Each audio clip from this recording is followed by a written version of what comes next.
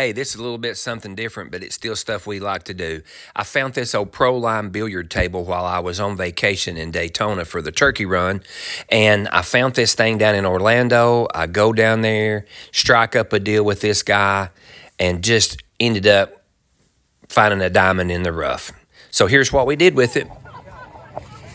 Well, this is better than the Goodwill. This is a heck of a flea market down here, close to Ocala, and I done forgot what the name of it is, but this place is huge. I couldn't tell you how many acres that they are on here. So if you're down here, look, there's a Pegasus horse over there, Pegasus horse over there, and so no telling what you might find down in this place. I'm doing pretty good so far. So I lost a wife. I may never find her again in here, so I'm gonna look some more. I've all way to Ocala to buy a pool table to haul back to Tennessee. She can stop by a flea market.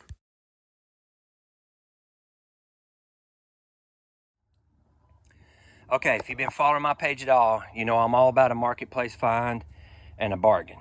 So here I am, plumb down in Ocala, Florida, and I've bought a pool table.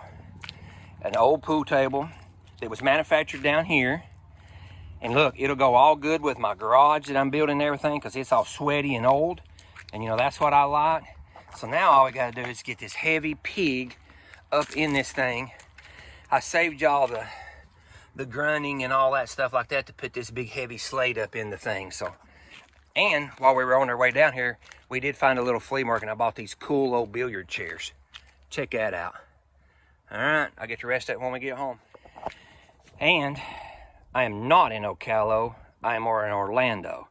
We have been everywhere. It's like a Johnny Cash song with all this stuff with my wife and all these flea markets and antique stores and rummage sales and Goodwills and Salvation Armies and everything. I don't even know where I'm at, but that's where we're at.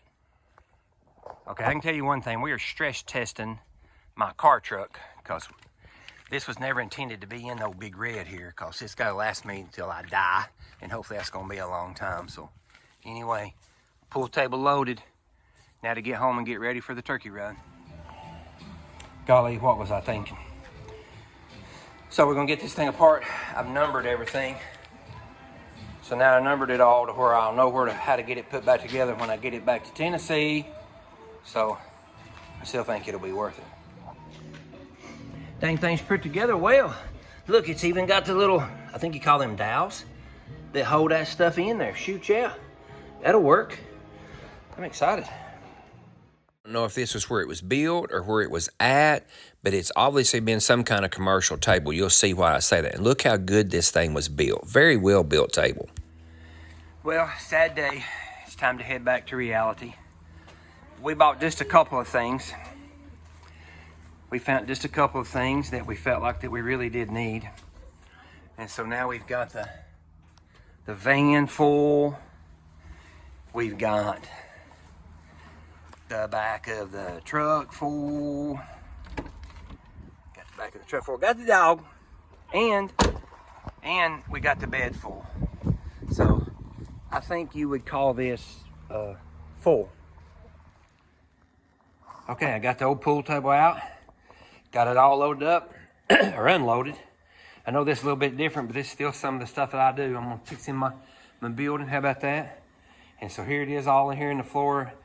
And now, I guess it's just like a puzzle. I sure do hope that I numbered everything right and correctly. So I'm gonna get it put together, get this put together, and then I got some friends coming to help me to flip it over and set the slate on it. So we'll see. I think it's gonna be pretty neat. All right, I got this far. Battery's dead, waiting on my batteries to charge. Got this far. Didn't video putting the thing back together, kind of boring. But I'm close enough now. When I should have my, the battery should be charged up now. I'm gonna flip it over, put the stuff on it. I'll get that thing up on it. And then tomorrow, the guys that I part-time work with and some pool friends of mine are gonna come help me set the slate up on this baby. Well, I got the slate put on my table. It's just sitting there. Appreciate my buddies coming and help me. And They come over, old Tim and Cliff come over and help me out. Got it on there. So now we'll just try the cloth on it and we'll be ready to go. Well, I had to try the cloth once we got it put together, or laid up here kind of together. And, look, cloth is too short. So I guess this is for an 8-foot table and this is a 9-foot table. But the good thing about it is this other old table over here that I'm not going to use, it'll need a cloth and that'll be a cloth for it. So no big deal. The good thing is that mess up set up what you're fixing to see next. I'm glad. Okay, it's happening, fellas. I'm finally getting my pool table covered that I bought down in Florida. What's the name of your company? I forgot. The pool table shop. The pool table what? Shop. The pool table shop. That's too easy, isn't it? Yeah. Okay, so they've come all the way up through here to cover my pool table. Look at this sweet, old, sweaty light that I got. I'll go back and they bought a whole pool hall out that had like 20 tables in it, I think's what he said. And like Nashville or somewhere, is that right? Yeah. And so I got one of them. That's gonna be sweet hanging down over through here. So I'm gonna let him get to work. We're gonna cover me a pool table.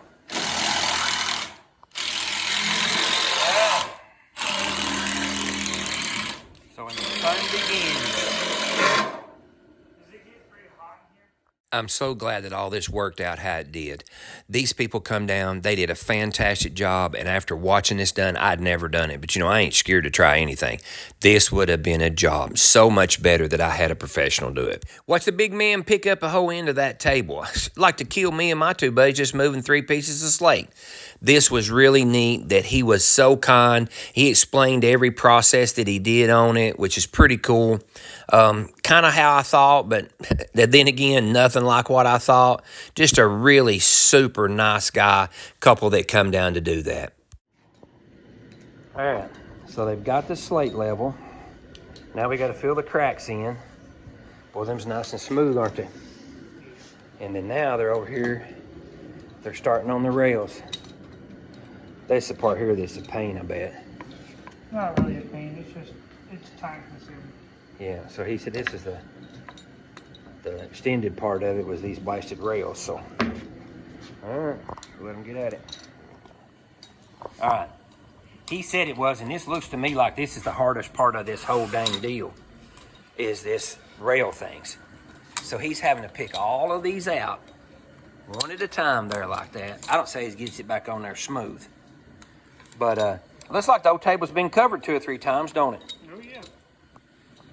Covered more than 2 or 3 Proline. times. There's probably about 7 set of staples in this thing. Ah, he thinks it's about 7. No wonder the varnish is rubbed off the edge of it, right? Yeah, it's been played. It's been well loved, hasn't it? Yeah, it's definitely got some miles on it. Sorry, miles won't hurt it. No. All right. So once you get that done, and you'll roll it over and get the other side. That's the part that's neat. So I put All right, now here's the top side. This is called a feather strip. What it does is it uses pressure with the cloth to hold the top of the rail in. I wondered how that Pull goes the in there. Old cloth out and pop up that feather strip. And just like that. I bet that ain't that easy to go back together.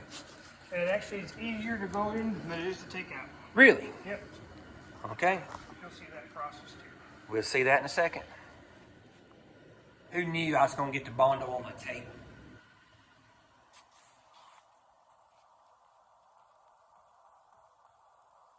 All you want is just in a crack, right? Yep.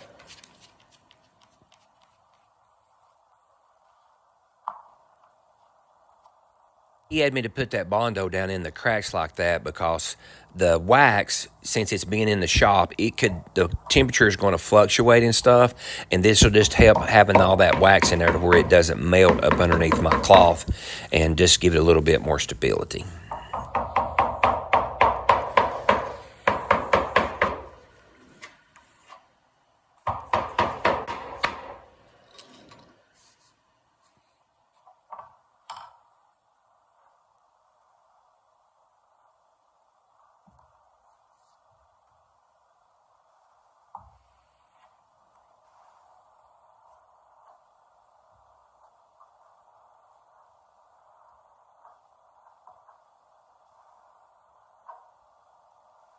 This is definitely an art on these rails.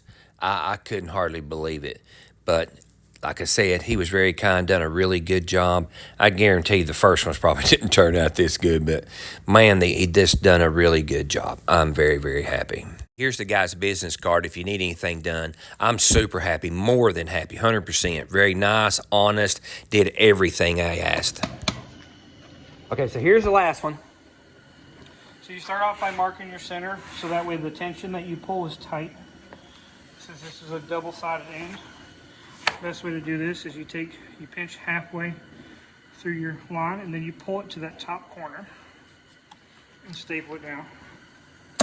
Then all you're going to do is pull the cloth this way with tension to make just a little ripple, because you don't want it to show up on this facing, but you want to pull the slack out. Yeah, I noticed on those other ones, they looked really nice. Yeah, and that's what you do until this end right here is nice and tight. And once this is tight, you pull straight up, then you can go all the way down. Look at that. That means it's nice and flat. You don't have any No, looks really nice. wrinkles, nothing like that. So, and I may have said this earlier, he's thinking this table's probably been recovered 4 or 5 times, you said? At least. At least 4 or 5 if you times. look here, and this is how we determine, you take roughly an inch is how much people put staples in. So there's 1, 2, 3, 4, 5, 6, 7 right there. That's just one possible 7 place. steps. Right. Oh, I got you. So this would be the 8. Yeah. Wow. Because most of the time you won't get them in a line like that unless it's been replaced. Right. Because if you can tell, I'm going roughly an inch apart. Yeah. Because it doesn't need to be, every single step of the way. If you ever wondered how they cover the rails, that's how they do the rails. Crazy. All right, now we're going to fix the seam. So what we're doing is we're taking industrial beeswax. We're going to heat the slate up just a little bit so that the wax sticks. And then all we want to do is get a nice layer of wax on there. And we'll let it cool. And just scrape it off. That's just too neat. I'm going to do this from the whole line, both lines.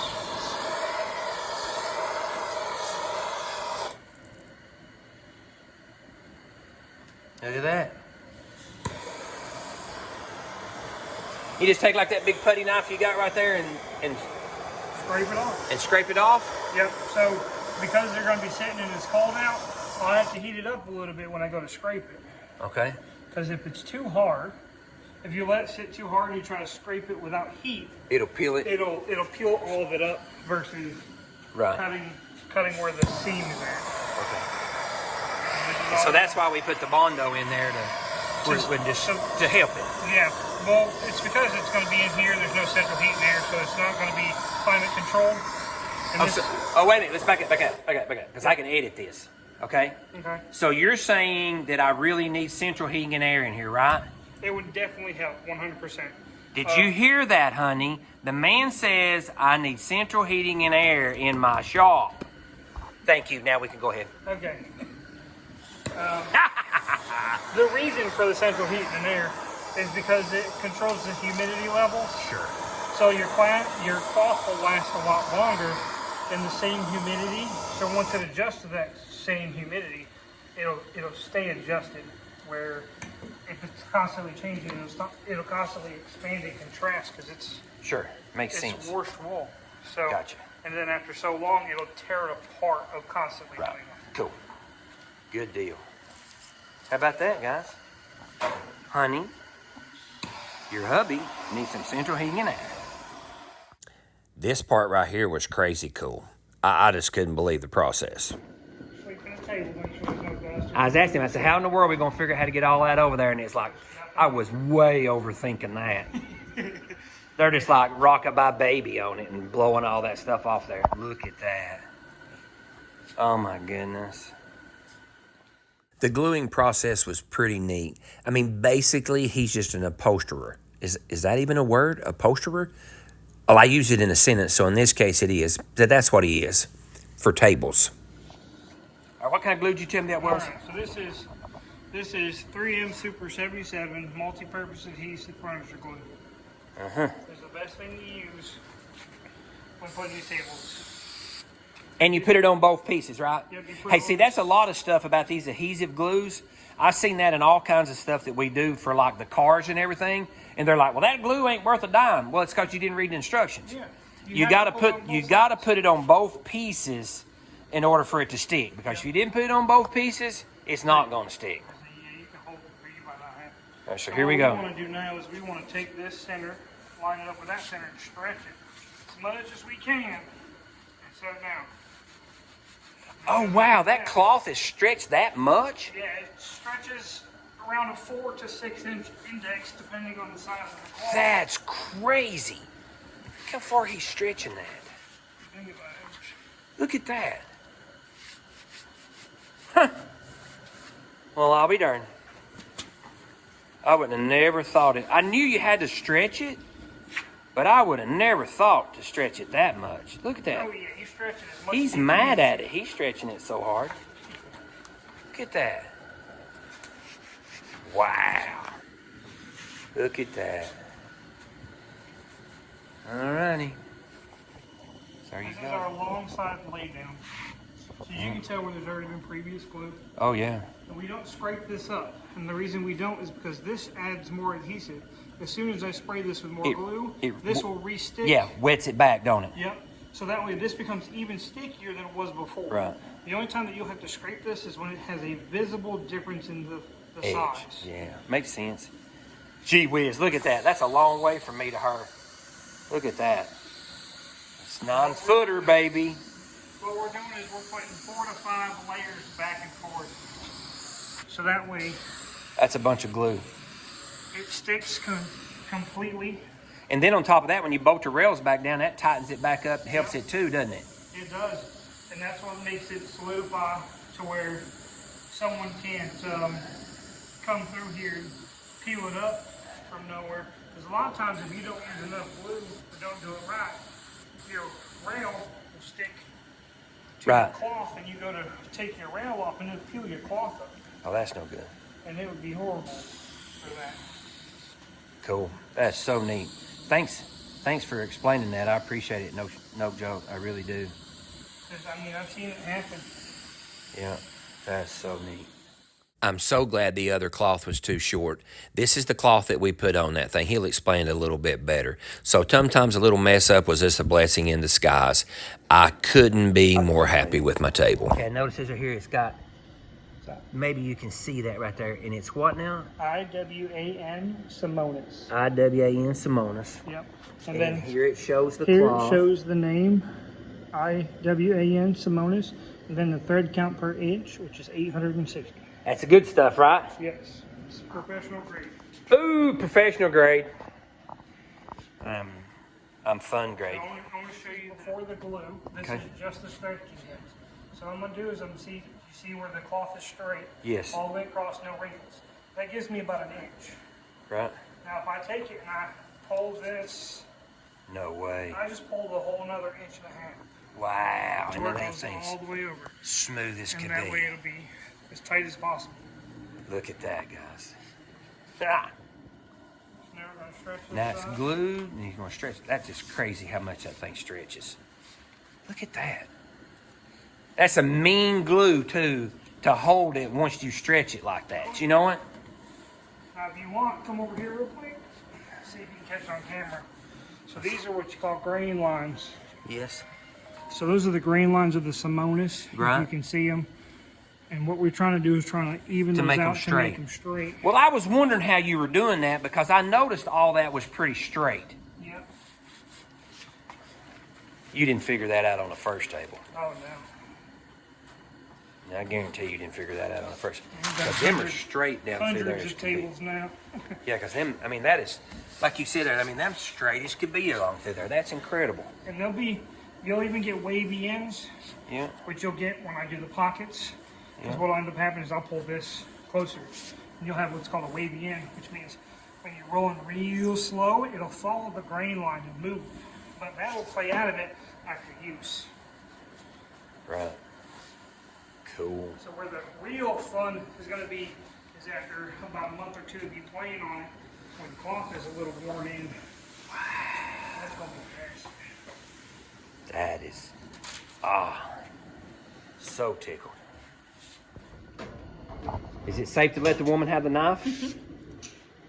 Sometimes. So now she's going around and cutting all the holes where the rails goes at. It's a team effort right here. And I'll be slicing pockets. So how we slice center pockets, we'll start here. So center pockets, what you want to do is you want to take your very corner and cut straight across to your other very corner. This is extra. It's going to go bye-bye. So then what we're going to do is we're going to go to... Can I trade that extra in for a credit? He says no. I guess that's no. So what we do is you put a full hand in it, and you'll see where the very edge is. You want to pull back, and then you want to take the width of your finger. Usually you can do 2 depending on the size. Because it is a 9-footer, I am going to do 2. And I'm going to make a puncture there and a puncture here. And then I'm going to bring that to a point. And what that allows me to do is pull that nice and tight and stay put down. Okay, cool. So it gives the perfect curvature. And then all I want to do is create fingers Look at that. to go around. Nothing to it. And if you have a problem whenever you're laying it down, for like example, I'll do this and I'll do this, and you'll see that this has a flat spot. Yeah. And it's not going all the way down. All you do is make another finger. Oh, makes sense. So if your fingers are too big for what you need, see that one's good. That one will glue in. Now this one will glue in. This one will glue in. Now they're all perfect. It's always the little details that makes the job nice. It's like the edges on a car. Yep. Anybody can make the hood. Well, most people can make the hood slick. It's the edge I'll of the show you hood. this right here. So say you're pulling it sideways and you get this little bubble. Yep. So how you do that, because I can't pull it either which way and pull it down. So what we did is that means this isn't far enough. So I can just trim that back and now that bubble's gone. Boom. How cool. Just little tips. I appreciate that. That's so neat. Very interesting. Very interesting. For corner pockets, what we're doing is practically the same. We go from the very corner, we come out. Go from the very corner, come out. And because it's already a corner, and we're going from center, what we want to do is cut a little square out.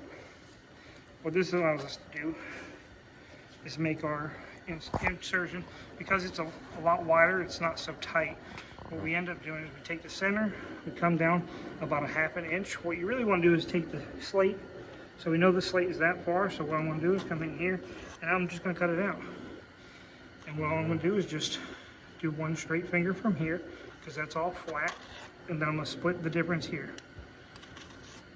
I'm going to do it on both sections, and split the difference. What that allows me to do is have to where it's covered the entire slate all the way down and all Look the way at around. that. And that's how you cut the pockets. Look at that. How cool. Thank you for that. Thank you. He makes it look easy. I sure am glad I paid the money to have it professionally done. Well worth it. And just like that, the table's covered. All the corners are all nice. Such a nice job they've done on this thing. I'm loving it. Can't wait. You hear me say this a lot, but all he likes is finishing up.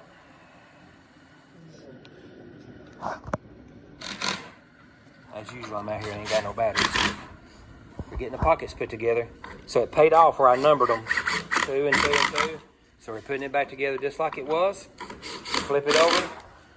We ain't far away from getting to play a game of pool out here. Hey, if you've made it this far, I want to say thank you first off. Number 2, man, if you wouldn't care, hit that subscribe, like button, give me a comment, let me know if you like it or not. We're going to see what kind of job he done. I think it's awesome.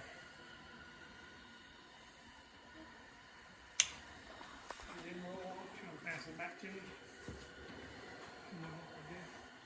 You do each pocket at 2 angles. You do long way, or you do straight down and then across. Straight down tells We're you checking the level on it. how level it is side to side. Ouch.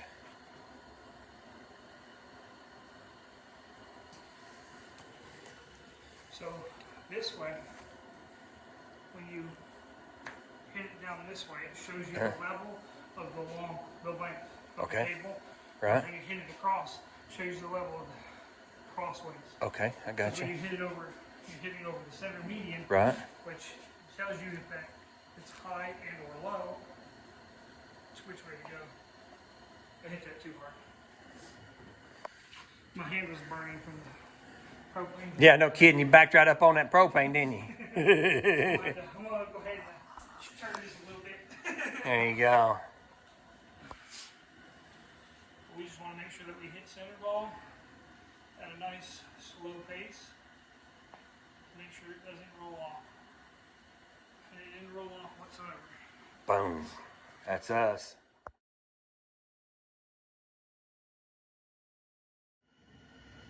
All right, here's my first break and try. On my table, since it's covered, I don't have my break stick, but it's cold in here, so I'm not really going to break hard anyway. But I could at least knock some of these balls around. I'm making all kinds of excuses. Got my hat on, I ain't got my contacts in, but that's all right. At least I made the first ball I shot at. That's got to be a good sign, right?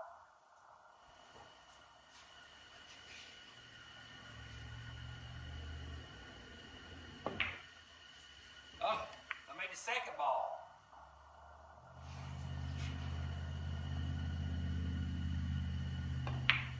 Oh my goodness, I made the third ball.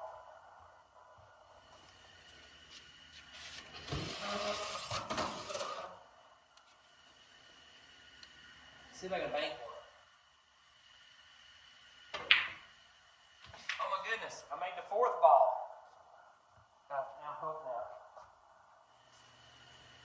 Hooked now.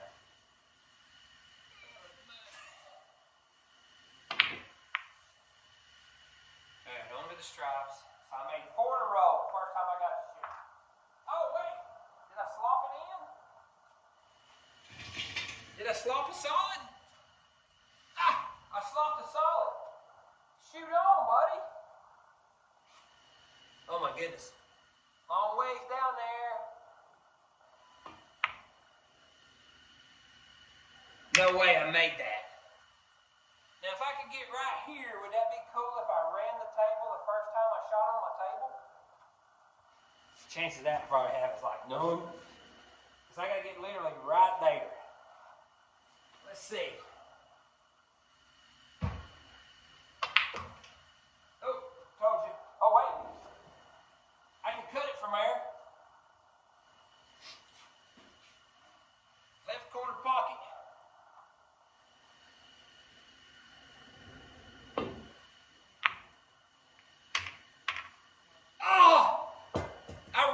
First rack I ever shot on my table and I scratched in the corner.